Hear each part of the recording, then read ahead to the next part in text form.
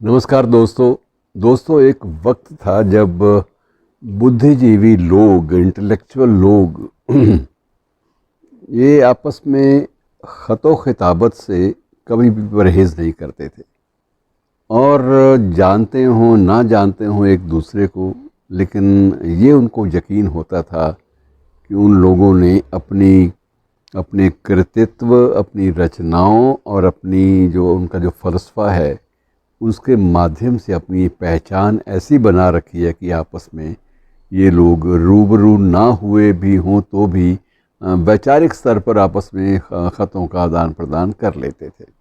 आज मैं आपको ऐसे एक ख़ास ख़त का उसकी जो कंटेंट हैं, उसकी जो सामग्री है उससे रूबरू करवा रहा हूँ। और शायद हो सकता है, मुझे तो जब ये मैंने पढ़ा इसके बारे में तो मुझे बड़ी हैरानी हुई और आपको भी मेरा ख्याल है कि हैरानी होगी, क्योंकि इसका ज़िक्र आम तौर पे नहीं होता। मार्क्सवाद, अर्थात जिसे आप कम्युनिज़म भी कह लेते हैं, कम्युनिज़म या साम्यवाद के नाम से, तो मार्क्सवाद के प्रणेता कार्ल मार्क्स और गालिब के बीच में ख़तो खिताबत थी। ये बात बड़ी अजीब लगती है, दिलचस्प भी है। लेकिन उसकी दिलचस्प जो बात है उसमें ख़ास तौर से एक ये चीज़ उभर के आती है कि कार्ल मार्क्स ख़ुद मिर्ज़ा गालिब से बहुत ज़्यादा मुतासिर था, प्रभावित था। और उसने, दोस्तों, ये दोनों समकालीन भी थे। मैं आपको ये भी बता दूं, गालिब का जो वक्त है वो 1797 से 1869 तक का है और कार्ल मार्क्स का जो वक्त है वो 1818 से 1883 तक का है। तो ये कालखंड ऐसा है जिसके बीच में मेल मिलाप और बातचीत और एक दूसरे पर असर अंतर्राष्ट्रीय स्तर पर पड़ना ये स्वाभाविक भी था। तो कार्ल मार्क्स ने जो ख़त है ओरिजिनल कार्ल मार्क्स का गालिब के नाम, उसकी एक प्रति जो है वो उपलब्ध है इंडिया हाउस की लाइब्रेरी में, इंग्लैंड में, लंदन में जो इंडिया हाउस की लाइब्रेरी है उसमें उसकी एक प्रति भी आज इन दिनों में उपलब्ध है। और उसका जो कंटेंट है, क्योंकि उस कंटेंट की बाद में कॉपीज़ भी हुई 2-3 ओरिजिनल लेटर, इस लिहाज से कॉपी रख ली गई उसकी ओरिजिनल लेटर की, मार्क्स ने स्वयं ही रख ली।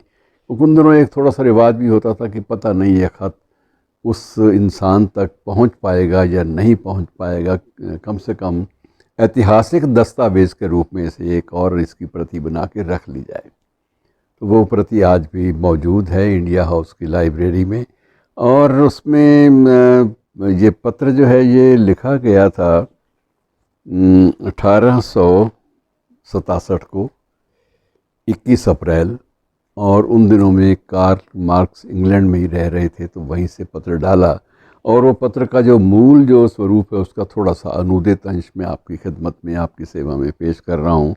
वो कार्ल मार्क्स स्वयं लिखते हैं कि प्रिय गालिब, 2 दिन पूर्व मुझे मेरे एक दोस्त विचारक एंगल्स का नाम भी आप जानते हैं, मार्क्स और एंगल्स की जोड़ी बड़ी प्रसिद्ध रही है, कि एंगल्स का एक पत्र मिला और पत्र के अंत में एंगल्स ने अपनी एक 2 पंक्तियाँ आपकी शायरी की उद्धृत की थी, कोट की थी।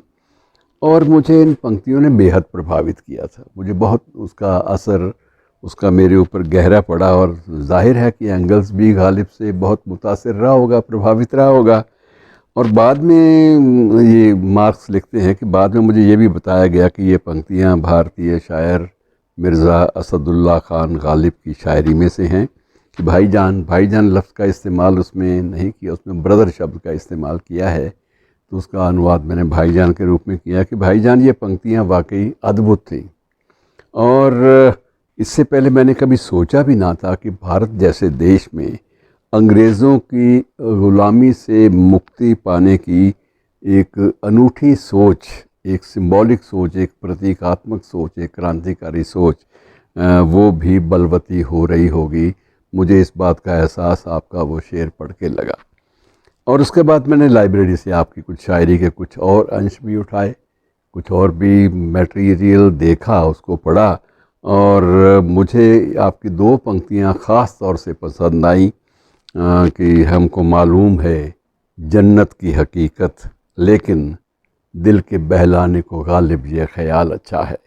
तो इस कंसेप्ट को मार्क्स ने अपने ढंग से उसने उसकी तशरीह की और गालिब को लिखा कि मुझे ये पंक्तियाँ इन कारणों से पसंद आईं, लेकिन मैं एक आपसे गुजारिश भी करना चाहता हूँ कि जितना खूबसूरत आप लिख लेते हैं, अगर आप कहीं मज़दूरों और जो मज़दूर और जो किसान हैं कहीं उनके भी हक़ में या उनसे मुखातिब होकर आप कुछ बात कहें तो उसका असर बहुत ज़्यादा होगा, क्योंकि मुझे लगा है कि आपकी शायरी में दम है और आपको लिखने की एक कला जो है वो आती है।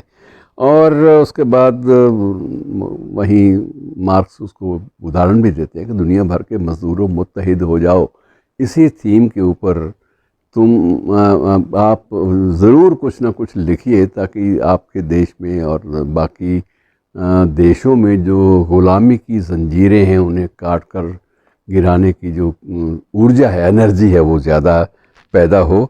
और मेरा एक सुझाव भी है कि हमेशा रूमानी शायरी जो है वो काम नहीं आती। ये मार्क्स अपने ढंग के से अलग, क्योंकि आपको लिखना आता है, मुझे तो लिखना कविता आती नहीं, मुझे शायरी नहीं आती, लेकिन आपको शायरी आती है और सिर्फ़ एक गज़ल आप लिखते हैं। गज़ल के अलावा भी आप अगर ये मार्क्स का सुझाव था कि लंबी नज़में लिखेंगे तो वो ज़्यादा पढ़ी जाएंगी। आप लिख सकते हैं, आप में क़ुव्वत है, शक्ति है और आप लिख सकते हैं। लंबी नज़में लिखेंगे तो उसका असर भी देर पा होगा, बहुत लंबे अरसे तक लोगों के जहन में कुलबुलाहट होती रहेगी। तो मित्रों, ये बड़े लोगों की बड़ी बातें हैं। ज़िक्र तो करना चाहता था फ्रॉइड का भी, क्योंकि वो भी इनका समकालीन था और फ्रॉइड और कार्ल मार्क्स के बीच में भी कभी ख़त किताबत हो जाया करती थी और उसमें भी कुछ ये शायरी की बातें भी कोट हो जाती थी। वो उल्लेख फिर कभी सही। आज इतना ही कि गालिब को मिले थे मार्क्स के पत्र, जवाब में गालिब ने भी कुछ लिखा था, लेकिन वो पोस्ट हुआ या नहीं हुआ, या कोई कासिद या नामवर उनको मिल पाया या नहीं मिल पाया, कुछ भी सामग्री प्रामाणिक रूप से उपलब्ध नहीं है। शुक्रिया।